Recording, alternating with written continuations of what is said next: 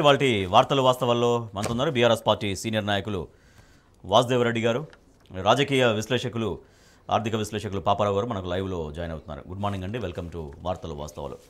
ఇక నిన్న ఎల్బీ స్టేడియంలో ముఖ్యమంత్రి రేవంత్ రెడ్డి గారు 6,956 మందికి నర్సింగ్ ఆఫీసర్స్కి నియామక పత్రాలు అందజేశారు.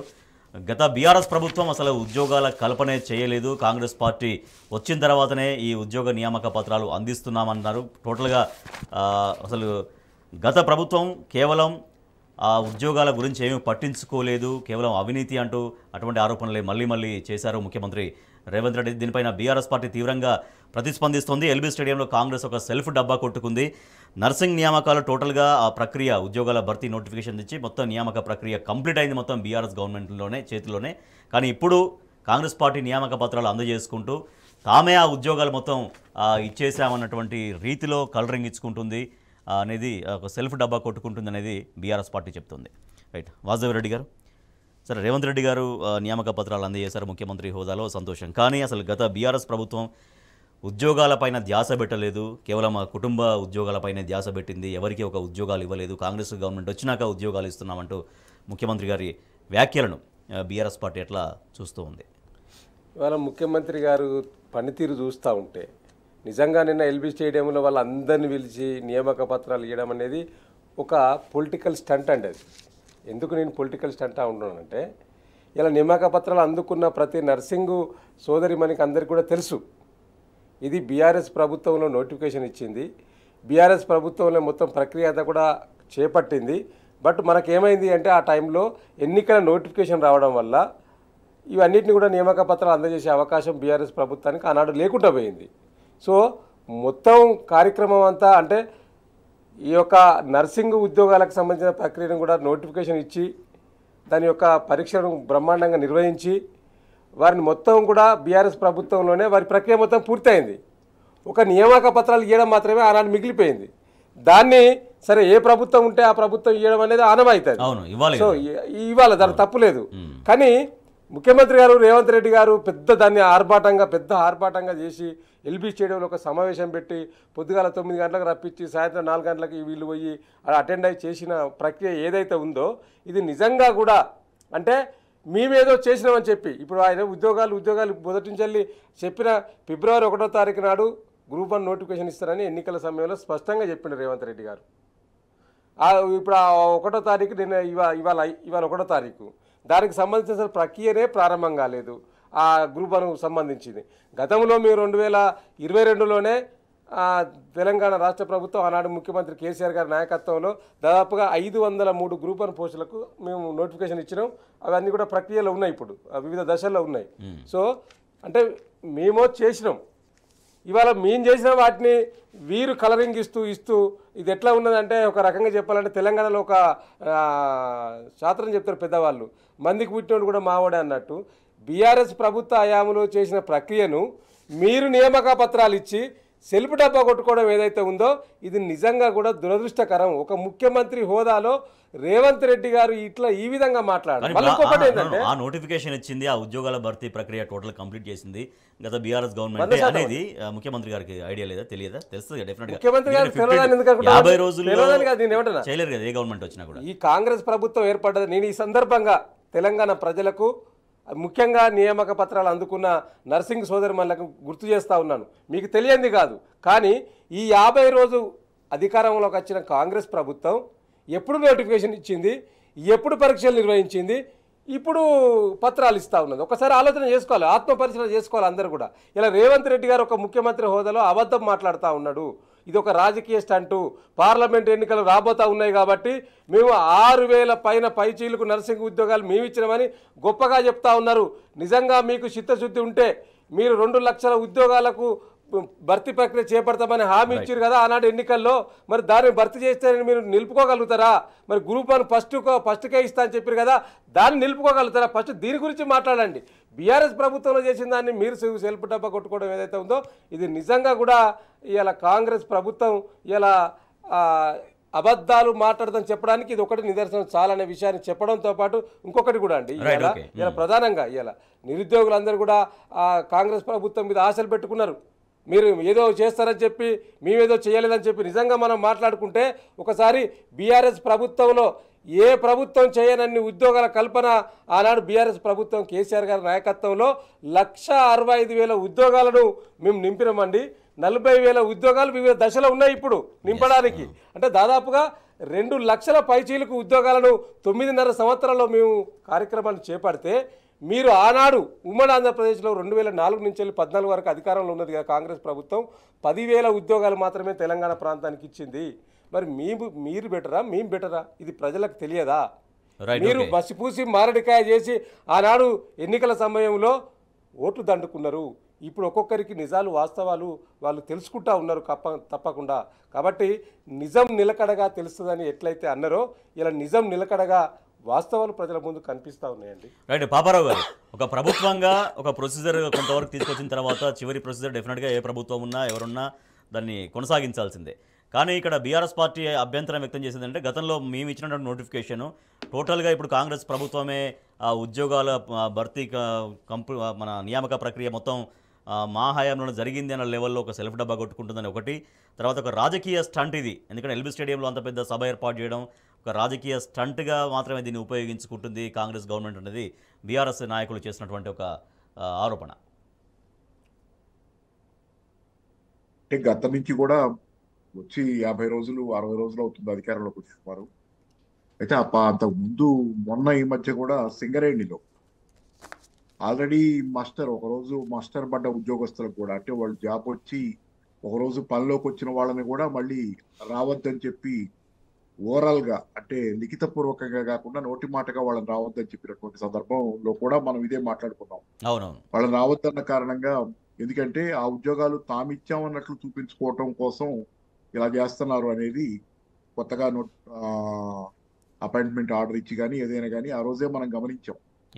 ఆ రోజు భట్టి గారితో మాట్లాడినా, అలాగే అక్కడ బొగ్గు గనుల CMDతో మాట్లాడినా వాళ్ళు జవాబు అనేది కొంచెం కన్ఫ్యూజింగ్ గా ఉండటం, ఎవరు సరిగ్గా జవాబు చెప్పకపోవటం, ఆ ఉద్యోగస్తులకి 2వ రోజు రావద్దన్న తర్వాత అనేది జరిగింది. అందుకని ఏంటంటే ఈ ఉద్యోగం ఈ ప్రభుత్వం ప్రధానంగా ఈ సంవత్సర కాలంలో 2 లక్షల ఉద్యోగాలు ఇస్తారని చెప్పి అరచేతిలో వైకుంఠాన్ని చూపించి ఉంది. అయితే ఇప్పుడు ఆ 2 లక్షల ఉద్యోగాలకి ఏదో రకంగా ఏదో ఒకటి తన ఖాతాలో వేసుకొని ఆ 2 లక్షల ఉద్యోగాలు ఇవ్వలేరు, కానీ ఎంతో కొంత చూపించుకోకపోతే కనుక జనాల్లో గౌరవంగా ఉండదనేది అర్థమైంది. ఇక్కడ ఆల్రెడీ ప్రభుత్వం తాలూకు దివాలా కోరుతాను చాలా విషయాల్లో బయటపడుతుంది. సో అదే ఈ మేరకు మాజీ ఎంపీ వినోద్ కుమార్ గారు ప్రశ్నించారు, 2 లక్షల ఉద్యోగాలు ఎక్కడ, ఆ ఖాళీల వివరాలు తొందరగా వెల్లడించాలి అనే డిమాండ్ కూడా ఆయన చేశారు. అవును, ఇప్పుడు ఆ 2 లక్షల వివరాలు ఎక్కడ అన్నారు కాబట్టి ఇవన్నీ కలుపుకొని కూడుకొని 2 ఈ 10 లేకపోతే బీఆర్ఎస్ గవర్నమెంట్ ఆల్రెడీ ఇచ్చిన ఉద్యోగాలకి తాము ఈ లెటర్స్ ఇచ్చుకొని అప్లాయ్మెంట్ లెటర్స్ ఇచ్చుకొని ఏదో చేసుకోవాలనే ప్రయత్నం చేస్తున్నారు. అయితే ఇక్కడ ఏంటంటే మీకు ప్రధానంగా కనపడేది చాలా విషయాల్లో దివాలా కోరుతనం ఉంది. ఈ ఎంప్లాయ్మెంట్ క్యాలెండర్ విషయంలో బహుశా ఖచ్చితంగానే 100% వాళ్ళు విఫలమయ్యేది వాళ్ళ వల్ల కాదనే దానికి నిన్న మొన్న అనేక రకాలుగా చూస్తే కనుక ప్రభుత్వం 17 సీట్లు పార్లమెంట్ గెలిపిస్తే మమ్మల్ని అప్పుడు పథకాల అమలు చేయగలం, అంటే 6 గ్యారెంటీల అమలు జరగాలంటే 17 పార్లమెంట్ సీట్లు కూడా, అంటే గుర్రం ముందు పచ్చిగడ్డి పెట్టి పరిగెత్తించినట్టు జనాలను దగా చేయడానికి సిద్ధపడ్డారు. అసెంబ్లీలో గెలిస్తే 64 సీట్లు వచ్చినాయి, గెలవంగానే పలాన్ తేదీ చేస్తాము, ఈ 6 గ్యారెంటీలకి కేబినెట్ లో ఆమోద ముద్ర, చట్టబద్ధత కల్పిస్తాం, ఇట్లా రకరకాలైనటువంటి ఊకదంపుడు ఉపన్యాసాలు, మోసగారి మాటలు చెప్పి ఈ రోజు తీరా వచ్చిన తర్వాత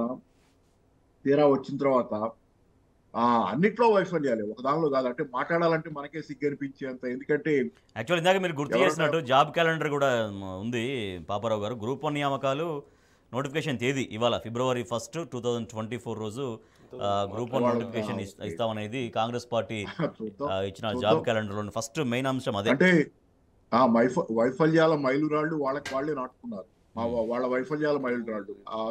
ఇది మన రైతు బంధు December 9వ తారీఖు, లేకపోతే ఇంకో తారీఖు 6 గ్యారంటీల్లో పలానా గ్యారంటీకి పలానా తారీఖు ఇలా పెట్టుకొని వైఫల్యాలు మేము ఎక్కడ వైఫల్యం చేద్దాం మీరు గుర్తు చేయడం కోసం అన్నట్టు వాళ్ళ మైలురాళ్ళు వాళ్ళే ఎన్నికల ముందు నుంచే పాతుకుంటా వచ్చారు. కాబట్టి ఆ వైఫల్యాలన్నీ వాళ్ళ పట్టొచ్చినట్టు కనపడుతున్నాయి. వాళ్ళ ఆల్రెడీ నిరుద్యోగుల్లో చర్నింగ్ ఉంది, వాళ్ళకి అర్థమవుతుంది నిరుద్యోగులకు మెల్లమెల్లగా ఇదేదో జరుగుతుంది, మేము నష్టపోతున్నాం అనేది. రెండోది ఏంటంటే ఆల్రెడీ వీళ్ళు గెలవటానికి కారణంగా ఉన్నటువంటి చాలా మంది పెద్ద మనుషులు కూడా ఈ హైదరాబాద్ నగరంలో ఉండేటువంటి మేధావులు కూడా వాళ్ళు నాలుగు గరుచుకోవటం కాదు, వాళ్ళకి అసలు ఎంత తెలుసు ఏమో కానీ వాళ్ళు వచ్చి ఈ రోజు యూట్యూబ్ లో చాలా వీడియోల్లో కాంగ్రెస్ గవర్నమెంట్ ని తిట్టిపోస్తున్నారు. నిన్నటిదాకా బీఆర్ఎస్ పోవాలి, బీఆర్ఎస్ ఉండకూడదు, ప్రజాస్వామ్యం అని చెప్పి ఉపన్యాసాలు ధారాళంగా దంచిన వాళ్ళంతా ఈ రోజు వచ్చి ఎవరి యూట్యూబ్ లో ఎవరి మొహం వాళ్ళు చెల్లించుకొని పారిపోతున్నారు ఎటు చల్లా చెదురుగా ఈ గవర్నమెంట్ టీంలో. ఏంటంటే చెప్పండి కంక్లూడ్ చేయండి, మీ సబ్జెక్ట్ కంక్లూడ్ అందుకని ఏంటంటే ఈ రోజు మీరు పేర్లు కూడా చెప్పుకోవచ్చు. మన హరగోపాల్ గారు కూడా ఏమి ఇప్పుడు సమర్థిస్తున్న పరిస్థితి లేదు. అలాగే మన పాసవ యాదగిరి గారు ఆయన దూరంలో ఆయన ప్రభుత్వాన్ని విమర్శిస్తున్నాడు. నెలన్నర అయ్యేసరికి ప్రభుత్వాన్ని మనందరికీ మొదటి నుంచి అర్థమవుతుంది ఇది మోసం జరుగుతుంది అన్నది. మరి అలాంటి పెద్దవాళ్ళు ఎవరి మాట పట్ల అయితే తెలంగాణలో గౌరవం ఉందో వాళ్ళు నిజాలు చెప్పాల్సిన వాళ్ళు కూడా ఈ కార్యక్రమంలో భాగస్వాములై ప్రజలకి రాంగ్ మెసేజ్ క్యారీ చేయడం ద్వారా ఒక మోసకారి వ్యవహారంలో సాయం చేయడం అనేది అది నిజంగా చెప్పాలంటే క్షమించడానికి వీలు లేనటువంటి నేరం అది. కాబట్టి ఏంటంటే ఈ రోజు వాళ్ళు ఎంత పశ్చాత్తాపడ్డా తెచ్చిపెట్టిన భారాన్ని ఇది ప్రభుత్వం జనాల నెత్తి మీద గుదిబండ తెచ్చిపెట్టారు. దీన్ని దింపడానికి అంటే వాళ్ళ మొహం అయితే చెల్లుద్ది. ఈ రోజు ఏంటంటే వాళ్ళు మేము అందరినీ తిడుతున్నాం కదా, అందరినీ తిట్టడం కాదు, జనాల చేతిలో ఉన్నటువంటి ఒక మంచి ప్రభుత్వాన్ని పోగొట్టి ఈ రోజు జనాల్ని పొయ్యిలో పడేసి వాళ్ళని కాల్చే పరిస్థితి తెచ్చి పరమ దుర్మార్గమైనటువంటి దీన్ని దానిలో భాగస్వాములు. ఎందుకంటే మిగతా కాంగ్రెస్ గవర్నమెంట్ అంటే కాంగ్రెస్ పార్టీ అంటే వాళ్ళు ఏదైనా చెప్పి ఏ పార్టీ అయినా అలాగే ఉంది. ఈరోజు చాలా చోట్ల చాలా రాజకీయ పార్టీలు అందుకే బీఆర్ఎస్ ని సమర్థించుకుంటూ వచ్చాం. ఈ ప్రభుత్వం తప్పితే మెరుగైన మార్గం లేదని పార్టీ వదిలిపెట్టండి. కానీ ఎవరైతే న్యూట్రల్ మేధావులు అంటున్నారో వాళ్ళు చేసిన పని ఈ రోజు పెద్ద ద్రోహం తెలంగాణకి. వాసుదేవ్ రెడ్డి గారు కదా, ఏడాదిలోగా 2 లక్షల ప్రభుత్వ ఉద్యోగాలు భర్తీ చేస్తామని ముఖ్యమంత్రి ప్రకటించారు. త్వరలో 15,000 పోలీసు నియామకాలు పూర్తి చేస్తామన్నారు. అదొకటైతే నిన్న నర్సింగ్ ఆఫీసర్లకు నియామక పత్రాలు అందించడం ఒకటైతే, నర్సింగ్ నియామకాల్లో 20% వెయిటేజీ ఇస్తామని గత బీఆర్ఎస్ సర్కారు మాకు హామీ ఇచ్చింది. ఆ హామీని కాంగ్రెస్ గవర్నమెంట్ పట్టించుకోవట్లేదు అంటూ నిన్న టిమ్స్ నర్సులు ఆందోళన చేశారు. వాళ్ళను అరెస్ట్ చేశారు పోలీసులు నిన్న. నిజంగా కూడా మైక్ ఉంది, దురదృష్టకరం అండి. ఎందుకంటే టిమ్స్ ఆసుపత్రిలో పనిచేసిన నర్సులందరూ కూడా ఆనాడు కోవిడ్ సమయంలో చాలా పెద్ద ఎత్తున కూడా వారి ప్రాణాన్ని పణంగా పెట్టి సర్వీస్ చేసిండ్రు. వారికి ఆనాడు ప్రభుత్వం గుర్తించి కేసీఆర్ గారి నాయకత్వంలో 20% వీళ్ళకి వెయిటేజ్ ఇవ్వాలి, భవిష్యత్తులో వీళ్ళకి ఉద్యోగాల కల్పనలు అని చెప్పి నిర్ణయించడం జరిగింది. సో దాన్ని కూడా పెడచెవిన పెట్టింది కాంగ్రెస్ ప్రభుత్వం. అంతేకాకుండా ఇవాళ ప్రధానంగా ఈ యొక్క ఆహ్వాన పత్రికలో ఈ స్టాఫ్ నర్స్ ఆఫీసర్లు ఎవరైతే ఉన్నదో దానికంటే ముందు ఏం ఆహ్వాన పత్రం అంటే స్టాఫ్ నర్సులను ఆహ్వాన పత్రిక పంపించారు అందరికీ. గతంలో అక్టోబర్ నెలలోనే బీఆర్ఎస్ ప్రభుత్వం ఈ నర్సులని కాకుండా స్టాఫ్ ఆఫీసర్స్ అంటే నర్సింగ్ ఆఫీసర్స్ అని ఒక నామకరణం చేసింది అప్పటి ప్రభుత్వం. కానీ దాన్ని అంటే చిన్న చిన్న అంశాలను కూడా అంటే వాళ్ళని ఇమ్యులేషన్ గురి చేసే విధంగా నేటి కాంగ్రెస్ ప్రభుత్వంలో చిన్న చిన్న తప్పిదాలు కనిపిస్తూ ఉన్నాయి. ఇవాళ మొత్తానికి ఆలోచిస్తే ఒకసారి కాంగ్రెస్ ప్రభుత్వం ఇవాళ బీఆర్ఎస్ ప్రభుత్వం చేపట్టిన పనులనే ముందుకు తీసుకెళ్తా ఉన్నది తప్పితే కొత్తగా ఇప్పటి వరకు 50 రోజుల్లో కొత్తగా చేసింది ఏం లేదండి. వాళ్ళు ఏం చెప్తా ఉన్నారు, మేము కొత్తగా మొత్తం 6 గ్యారంటీలు 2 గ్యారంటీలు అమలైనాయని చెప్పుకుంటా ఉన్నారు. కానీ నిజంగా ఇవాళ ప్రధానంగా మీరు ఆనాడు ఎన్నికల సమయంలో ఇచ్చిన హామీలు ఏవైతే ఉన్నాయో ముఖ్యంగా యువతకు సంబంధించి నిరుద్యోగులకు సంబంధించి ఉద్యోగ అవకాశాల గురించి ఆనాడు మరి పిసిసి అధ్యక్షుడు ఉన్న రేవంత్ రెడ్డి గారు మేము ఏర్పడగానే 2 లక్షల ఉద్యోగాలని చెప్పిండ్రు కదా, మరి 2 లక్షల ఉద్యోగాలకు సంబంధించిన ప్రక్రియ ఎక్కడ కొనసాగుతుంది, అసలు ఎక్కడెక్కడ? ఇప్పుడు మీరు 2 లక్షల ఉద్యోగాలు ఇప్పటికిప్పుడు నింపమని మేము అడుగుతలేము, కానీ 2 లక్షల ఉద్యోగాలు ఏ ఒక్క శాఖలో ఎన్ని ఖాళీలు ఉన్నాయనేది ఒకసారి చెప్పండి. మీరు గొప్పగా చెప్పారు కదా ఆనాడు ఇలా 2 లక్షల ఉద్యోగాలు లేవని, ఆ ఉన్న ఖాళీలను ఎప్పటికప్పుడు మేము నింపుకుంటూ ముందుకెళ్ళినాం. ఆనాడు మీరు 2 లక్షల ఉద్యోగాలు చేస్తున్నారు కదా, అసలు ఏ డిపార్ట్మెంట్లో ఎన్ని ఖాళీలు ఉన్నాయో మీరు ఒక శ్వేతపత్రం విడుదల చేయండి. ఈ ప్రభుత్వం మీరే ఉన్నది కదా, తెప్పించుకోండి. ఈ ఒక నెల రోజులలో ఈ ఫిబ్రవరి మాసంలో తెప్పించుకొని మార్చిలో వేయండి. ఇప్పుడు మార్చిలో అన్ని ఎగ్జామ్స్ ఉన్న పరిస్థితి కదా, ప్రతి ఒక్క డిపార్ట్మెంట్ ప్రతి ఒక్క ఇంటర్మీడియట్ కావచ్చు, ఎస్ఎస్సి కావచ్చు, డిగ్రీ కావచ్చు, పీజీ కావచ్చు, అన్నిటి కూడా మార్చి ఏప్రిల్ అంతే ఎగ్జామ్స్ మాసం అవన్నీ. ఆ తర్వాత వాళ్ళంతా ఉద్యోగాల నోటిఫికేషన్ ప్రిపేర్ అవుతారు. సో ఈ ఫిబ్రవరి మార్చిలో మీరు ఐడెంటిఫై చేసి నిరుద్యోగ యువతకు చెప్పండి. సో దాని మీద చిత్తశుద్ధి లేదు, ఎన్నికల్లో ఇచ్చిన ఏ ఒక్క హామీ మీద చిత్తశుద్ధి లేదు. తిరిగి మా నాయకుడిని కేసీఆర్ గారిని విమర్శించడము లేదా బీఆర్ఎస్ నాయకులను విమర్శించడము మీ ప్రభుత్వాన్ని బీఆర్ఎస్ పార్టీని మొత్తం బొందలో పెట్టాలి, 100 మీటర్ల లోతులో పెట్టాలని ఇట్లాంటి ప్రకటనలు ఏవైతే ఉన్నాయో ఇది ముఖ్యమంత్రి పదవికి తగదు అనే విషయాన్ని రేవంత్ రెడ్డి ఒకసారి గుర్తు చేసుకుంటే బాగుంటుంది. మీరు ముఖ్యమంత్రి లెక్క మాట్లాడతలేరు, ఒక పీసీసీ అధ్యక్షుడిగానే ఇంకా భావిస్తూ ఉన్నారు. కాబట్టి మీరు ముఖ్యమంత్రికి ఉన్న హోదాను గౌరవించండి. ఫస్ట్ దాని హోదాకున్న ఆ క్రెడిబిలిటీని మీరు ఖరాబ్ చేయకండి దయచేసి రేవంత్ రెడ్డి గారు. ఇలా బయట చర్చ అదే పెట్టుకుంటా ఉన్నారు. మీరు సిల్లి నాయకుడిగా ఏదైనా ప్రకటనలు ఇస్తూ ఉన్నారు, మాట్లాడుతూ ఉన్నారు. కాబట్టి ఆ విధంగా చేయకుండా ఇలా మీరు ఏదైతే తెలంగాణ రాష్ట్రాల ఎన్నికలు జరిగినప్పుడు ఎన్నికల్లో హామీలు ఇచ్చిన ఏవైతే ఉన్నాయో 2 లక్షల ఉద్యోగాలు అన్నారు, ఫిబ్రవరి 1కు గ్రూప్ 1 నోటిఫికేషన్ అన్నారు, అదేవిధంగా రైతు బంధు పెంపు అన్నారు. రైతు బంధు పెంపు గురించి లేదు. ఇలా మహాలక్ష్మి పథకంలో 3 హామీలు ఉన్నాయి, అందులో ఒకటి అది కూడా ఆర్టీసీకి ఆదేశాలు ఇచ్చి అమలు గుర్తు చేశారు. ఇది మొత్తంగా లోక్సభ ఎన్నికల్లో 17 స్థానాలు గెలిపిస్తే ఇప్పుడు కొత్త రాగం అందుకున్నది కాంగ్రెస్ నాయకులు. కొత్త రాగం అందుకున్నది ఏంటంటే ఇలా వాళ్ళు కూడా డబుల్ ఇంజన్ సర్కార్ ఉండాలి, డబుల్ ఇంజన్ సర్కార్ ఉంటే ఈ హామీలన్నీ నెరవేర్చడానికి అవకాశం ఉంటుందని కొత్త రాగాన్ని అందుకున్నారు.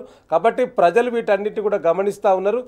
తప్పకుండా ఇలా మీరు ఏది చేసినా కూడా ఒక పార్లమెంట్ ఎన్నికలు ఉన్నాయని చెప్పేసి దాన్ని ఉద్దేశంగా దాన్ని ముందర పెట్టుకొని చేస్తున్నట్టు కనిపిస్తున్నది తప్పితే నిజంగా మీరు ఇచ్చిన హామీలను అమలు చేయడానికి చిత్తశుద్ధి లేదని స్పష్టంగా కనిపిస్తుంది. పాపారావు గారు, ఇందాక మీరు ప్రస్తావించినట్టుగానే లోక్సభ ఎన్నికల్లో మొత్తం సీట్లు గెలిపిస్తే అంటే మన డబుల్ ఇంజన్ సర్కారు మోడల్ లాగా అప్పుడు అమలు చేయడానికి చాలా ఈజీగా ఉంటుందని మాట్లాడడం అనేది. 6 గ్యారంటీలు అనేది వాళ్ళ ప్రజల నుంచి వస్తున్న డిమాండ్. ఎందుకంటే ఆల్రెడీ 50 రోజులు అయిపోయింది కాబట్టి మిగిలిన ఒక 50 డేస్ గడువు ఉంది. దాంట్లో వాళ్ళు 6 గ్యారంటీలో ఇంకా అనేక అంశాలను నెరవేర్చాల్సినవి. సో వాటి గురించి డిమాండ్ వస్తుంటే ఇప్పుడు పార్లమెంట్ ఎన్నికలకు ముడిపెట్టి మాట్లాడడం ఏంటి అనే ప్రశ్నలు సర్వత్రా వినిపిస్తూ ఉన్నాయి. అంతిమంగా జనాలు నష్టపోతున్నారు, ఒక రకంగా మోసపోయారు అనేది స్పష్టంగా ఇప్పటికే ఇంకా వేరే చెప్పనవసరం లేకుండా. ఎందుకంటే నిన్నటి దాకా విమర్శ ఏంటంటే ఎదురుదాడి అధికారంలోకి వచ్చి ఇప్పుడే కదా అధికారంలోకి వచ్చాము మా మీద, అప్పుడేనా ఇదంతా, మళ్ళీ మీరు సీట్లో కూర్చోడానికి తొందరపడుతున్నారు తప్పితే మీకు ఇంకో ధ్యాస లేదన్నట్లు మాట్లాడారు. కానీ దాఖలాలు వాళ్ళు పెట్టుకున్న డెడ్ లైన్లే కళ్ళ ముందు కనపడుతుంటే వాళ్ళ వైఫల్యాలు ఆ రోజుకే రకరకాల వాటికి రకరకాల డెడ్ లైన్లు పెట్టుకున్నారు కదా. రైతు బంధు ఈ రోజు ఇస్తాం, అది ఈ రోజు చేస్తాం, ఇది ఆ రోజు చేస్తాం అని అన్ని డెడ్ లైన్స్ ఫెయిల్ అవుతున్నాయి. ఇందాక మీరు గుర్తు చేసినట్లుగా ఫిబ్రవరి 1 తారీఖున జాబ్ క్యాలెండర్ తాలూకు ఒక నోటిఫికేషన్ రావాల్సి ఉంది కాబట్టి అది వాళ్ళ సాయంత్రానికి కూడా ఖరారు అయిపోద్ది, కనపడిపోద్ది కళ్ళ ముందు. ఇస్తారేమో నోటిఫికేషన్ బహుశా, ఎందుకంటే ఎన్నికలు ఉన్నాయి కాబట్టి ఇస్తారు, కానీ ఇస్తే ఇవ్వచ్చు. ఎందుకంటే మనం కూడా ఇలా విమర్శ చేస్తున్నాం కాబట్టి ఇచ్చినా వాస్తవంలో అది ఎంతవరకు అమలు జరుగుతుంది అనేది కూడా నెక్స్ట్ స్టేజ్ ఉంటుంది కదా. కాబట్టి వీటన్నిటి కాసేపు పక్కన పెడితే ఏంటంటే ప్రభుత్వ ఖజానా ఖాళీగా ఉంది, అప్పులైన అని కొన్నాళ్ళు పాట పాడారు. అంటే ఒక రకంగా ఈ విమర్శించడానికి కూడా ఏమీ లేని స్థితి. ఎందుకంటే ఇక్కడ ఏమన్నా మీరు చేసి ఉంటే కొంతైనా కొంత చేయటమో కొంత జవాబుదారీతనం ఉంటే విమర్శించవచ్చు. ఈరోజు ఎదురుదాడి తప్పితే, అంటే వ్యక్తిగతమైన దాడులు ఎదురుదాడులు తప్పితే ఇక్కడ జవాబు లేని స్థితి, బెదిరింపులు తప్పితే ఇంకో లేని స్థితి. ఇప్పుడు ఆఖరికి ఆ బెదిరింపులు ఎక్కడికి వచ్చినాయంటే జనాన్ని కూడా బెదిరించే స్టేజ్కి వచ్చినాయి. ఓట్లే మీరు కనుక పార్లమెంట్ గెలిపించకపోతే మీకు 6 గ్యారంటీలు రావనేది దాని సారాంశం.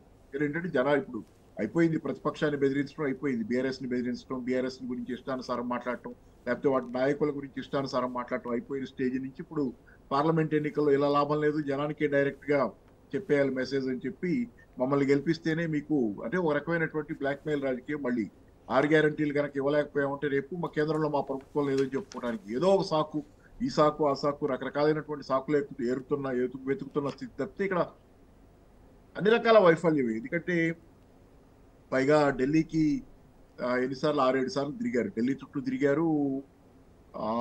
అంటే నాకు మాట్లాడటానికి కూడా ఏమి లేని సబ్జెక్ట్ ఈ రోజు ఇది. ఎందుకంటే ఆ ప్రభుత్వం ఎన్నిసార్లు మాట్లాడినా సేమ్ టాపికే మాట్లాడాల్సి వస్తుంది. ప్రభుత్వం పూర్తిగా విఫలమైంది. ఈ ప్రభుత్వం ఎంత తొందరగా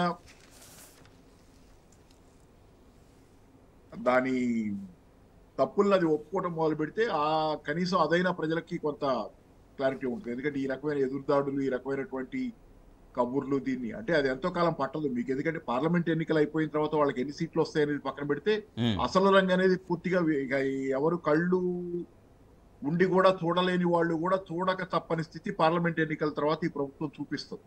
ఎందుకంటే ఆ తర్వాత వాళ్ళకి భయపడాల్సింది ఏమి లేదు కదా, ఆలోచించాల్సింది కూడా ఏమి లేదు. కాబట్టి నిర్మోహమాటంగా ఇక ఇన్నాళ్ళు ఏదో ప్రజాస్వామ్య ప్రభుత్వాన్ని తెచ్చాము, ప్రజాస్వామ్యం వచ్చేసి తెలంగాణలో అని చెప్పి లేని కబుర్లు చెప్పారు కదా, ఆ ప్రజాస్వామ్యం ఏంటో కూడా జనానికి, ప్రశ్నించిన జనానికి ఏం చూపిస్తారో కూడా ఆ రోజు ఖచ్చితంగా అయితే మాత్రం కనపడుతుంది. ఎందుకంటే జనాలకి మీరు చేసిన వాగ్దానాలు నిలబట్టుకోలేనప్పుడు జనాలు ప్రశ్నిస్తారు, తిరగబడ్డప్పుడు ఖచ్చితంగా మీరు ఏం చేస్తారో, మీరు ఎంత ప్రజాస్వామికంగా ఉంటారో ఆ రోజే ఖచ్చితంగా బయటపడుతుంది అన్నది మాత్రం నిజం. నిర్దిష్ట 5 ఏళ్ల పదవీ కాలం ముగిసే వరకు కూడా సర్పంచ్ల ఎన్నికల ప్రక్రియ ఎందుకు చేపట్టలేదు, ఎందుకు నిర్వహించలేదు అంటూ రాష్ట్ర ప్రభుత్వానికి, ఈసీకి హైకోర్టు నోటీసులు జారీ చేసింది.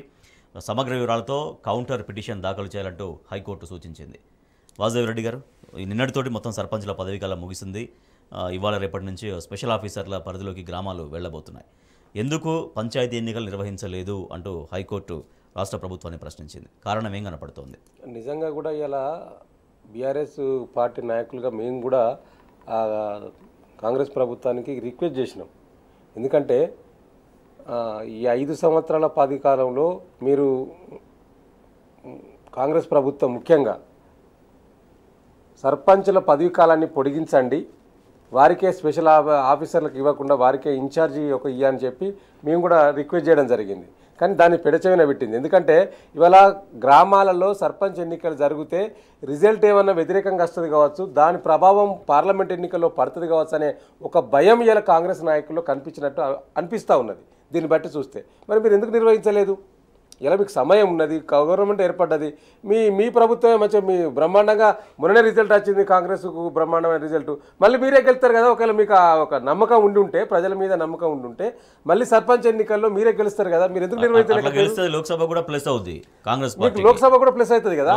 సో మీరు ఎందుకు భయపడతా ఉన్నారు అంటే ఇలా ఎన్నికలకు కాంగ్రెస్ ప్రభుత్వం భయపడతా ఉన్నది కాబట్టి ఇలా స్పెషల్ ఆఫీసర్లను నియమిస్తూ ఎంపీడీఓలను, ఎంఆర్ఓలను స్పెషల్ ఆఫీసర్లుగా నిన్ననే వారికి సర్క్యులర్ జారీ చేసింది. రేపటి నుంచి వెళ్ళి వారందరూ కూడా బాధ్యతలు తీసుకోబోతా ఉన్నారు. 2019లో బ్రహ్మాండంగా సర్పంచ్ ఎన్నికల్లో ఎందుకంటే మీరు ఒకసారి చూస్తే ప్రతి స్థానిక సంస్థల ఎన్నికల్లో బీఆర్ఎస్ పార్టీ ప్రజాప్రతినిధులు ఉన్నారు తప్పితే కాంగ్రెస్ ప్రజాప్రతినిధులు లేరు. కాబట్టి ఇప్పుడు ఏం చేస్తూ ఉన్నదంటే వారు క్యాంపులు నిర్వహిస్తూ పైసలు పెట్టి ప్రజాప్రతినిధులను కొనుక్కుంటూ మున్సిపల్ చైర్మన్లను లేదా జడ్పీ చైర్మన్లను వాళ్ళ వశం చేసుకోవడానికి ఒక పెద్ద కుట్ర చేసింది. ఇప్పుడు చాలా మున్సిపాలిటీలలో, కార్పొరేషన్లలో, అదేవిధంగా జడ్పీ చైర్మన్లకు కూడా తీసేసి మళ్ళీ వాళ్ళు చేసుకోవాలని ఒక కార్యక్రమాన్ని ఇలా కాంగ్రెస్ చేస్తూ ఉన్నట్టు కనిపిస్తూ ఉన్నది. పత్రికల్లో రోజు చూస్తూ ఉన్నాం కదా ఇలా. కాబట్టి మీరు ఎన్నికలంటే భయపడతా ఉన్నారు అన్నది స్పష్టంగా కనిపిస్తూ ఉన్నది. ఇవాళ స్థానిక సంస్థల ఎన్నికలే అన్నిటికీ ప్రధానం కాబట్టి మీరు వాటిని ఎందుకు నిర్వహిస్తలేరు? సో కాబట్టి ఇలా రేవంత్ రెడ్డి గారు ఏదో బయట చెప్తున్నట్టు, ప్రగల్భాలు పలుకుతున్నట్టు నిజంగా వాస్తవంలో కనిపిస్తలేదండి. ఎందుకంటే రేవంత్ రెడ్డి గారు ఈ మధ్యలో చాలామంది బుద్ధిజీవులు, మేధావులు కూడా మాట్లాడుకుంటున్న అంశం ఏంటంటే రేవంత్ రెడ్డి గారు కూడా నేను కూడా ముఖ్యమంత్రి అయితే కలలో కూడా ఊహించలేదు, అనుకోని అవకాశం వచ్చింది, చాలు నేను రెండోసారి ముఖ్యమంత్రి అయినా, ఇంతకంటే గొప్ప కావాల్సింది ఏం లేదు, పార్లమెంట్ ఎన్నికల తర్వాత ఏమవుతుందో ఏం పోతుందో అనే ఒక భయం ఇలా రేవంత్ రెడ్డిలో కనిపించినట్టు అనిపిస్తుందని చెప్పి చాలా సందర్భాల్లో ఒక చర్చ మాత్రం ప్రజల్లో కానీ మేధావులలో కానీ చర్చ జరుగుతూ ఉన్నది. ఇంకా రెండో అంశం, ఒక పక్క పంచాయతీ ఎన్నికలు నిర్వహిస్తలేరు, రెండోది ఇప్పుడు ప్రధానంగా ఎమ్మెల్సీ గ్రాడ్యుయేట్ ఎన్నికలకు సంబంధించి కూడా ఒక చర్చ జరుగుతున్నదండి. ఎందుకంటే అది ఉప ఎన్నికలకు ఇప్పటికే పల్లారాజేశ్వర రెడ్డి గారు రాజీనామా చేసిండ్రు, దానికి నోటిఫికేషన్ ఇచ్చారు. ఫిబ్రవరి 6వ తారీఖు ఎన్రోల్మెంట్కు లాస్ట్ డేట్ ఉన్నది. సో ఇప్పుడు అది కూడా ఉప ఎన్నికల్లో కూడా దాదాపు 5 లక్షల మంది ఓటర్లు నమోదు చేసుకుంటే వాటి అన్నిటి కూడా పాతగా నమోదైన ఓటర్లు ఎవరికి కూడా మళ్ళీ ఓటకు వేసుకోవడానికి అవకాశం లేదు, అందరు కూడా కొత్తగా నమోదు చేసుకోవాలని ఒక కుట్ర పన్నింది. దీనివల్ల ఏమైంది అంటే ఇప్పటి వరకు ఫిబ్రవరి 6వ తారీఖు లాస్ట్ డేటు, ఇప్పటి వరకు 1,20,000 మాత్రమే ఓటర్ నమోదు చేసుకున్నారు 3 జిల్లాలలో, వరంగల్, ఖమ్మం, నల్గొండ జిల్లాల్లో. అంటే గతంలో 5 లక్షలు ఉంటే తీసేసారు, ఇప్పుడు వచ్చినవి చాలా తక్కువ అండి. అంటే ఇలా ఎన్నికల కమిషను ప్రభుత్వ చెప్పు చేతుల్లో ఉండి ప్రభుత్వం ఏది చెప్తే అది చేస్తూ ఉన్నది తప్పితే నిజంగా ఎన్నికల కమిషన్ విధి నిర్వహణ వారి వారికి సక్రమంగా నిర్వహిస్తలేనిది ఇలా స్పష్టంగా కనిపిస్తూ ఉన్నది.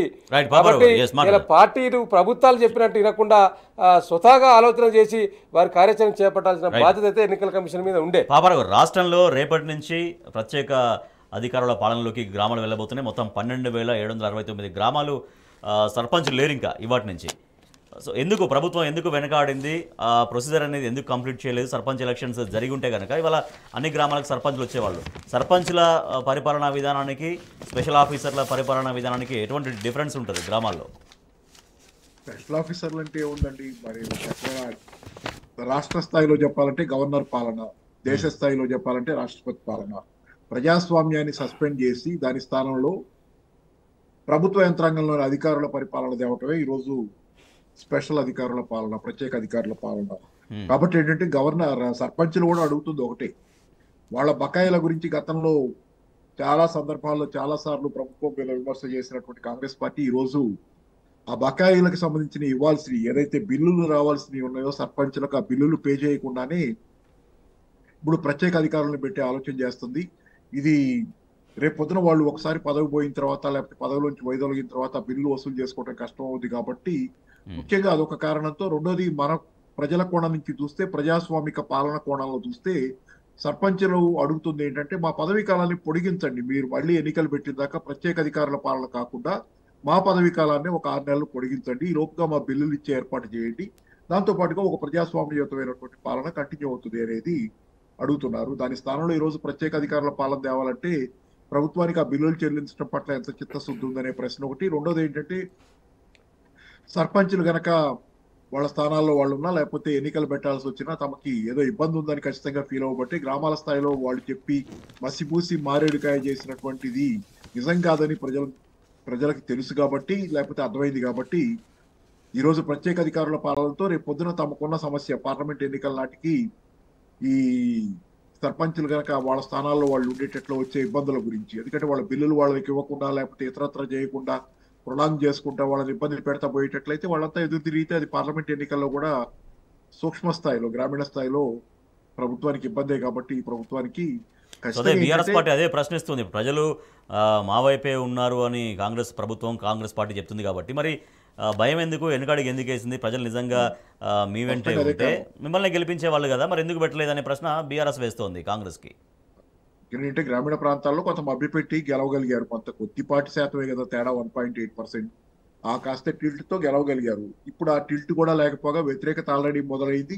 ఎప్పటికిప్పుడు ఎన్నికలు జరిగేటట్టయితే కనుక ఖచ్చితంగా కాంగ్రెస్ ఓడిపోయే పరిస్థితి ఉందనేది నిర్బంధంగా చెప్పచ్చు. చాలా మంది రిగ్రెట్ అవుతున్నారు, ఎందుకు చేసామో ఈ పొరపాటు అనేది ప్రజల్లో చాలా మంది రిగ్రెట్ అయ్యే పరిస్థితి తెచ్చారు ఆల్రెడీ వీళ్ళు. కాబట్టి ఏంటంటే తెలుసు, కాబట్టి పార్లమెంట్ ఎన్నికల్లో చాలా దారుణమైన ఫలితాన్ని చూడబోతున్నాం అర్థమయ్యే.